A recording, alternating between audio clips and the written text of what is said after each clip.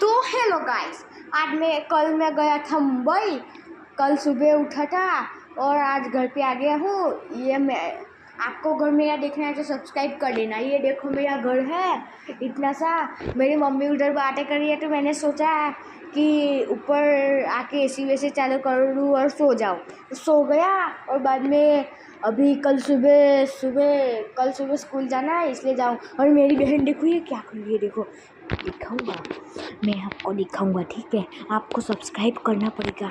ये क्या कर रही है देखो, ये ऐसे ही देखती रहती है, पूरे दिन ऐसे ही देखती रहती है पूरे दिन। और आज मैं ऐसे सो जाऊंगा, मम्मी आएगी ये देखो ये भाई। और ये सब इधर लटका हुआ है तो चलेगा वो तो। और मेरे को चार्जिंग रखना है तो ये किसी नीचे पार देते हैं। मैं कहता हूँ कि नीचे मत पार तो भी पार देते हैं और स्विच तो चालू ही रखते हैं। हाँ। और मैं कल गया था मुंबई के ऑटेंडी वड़ा पाव खाए, इतने मस्त थे ना। 20 रुपये के एक पर इतने मस्त थे जो वड़ा पाव मैं जिंदगी में खाया करूँ, ऐसे वड़ा पाव थे।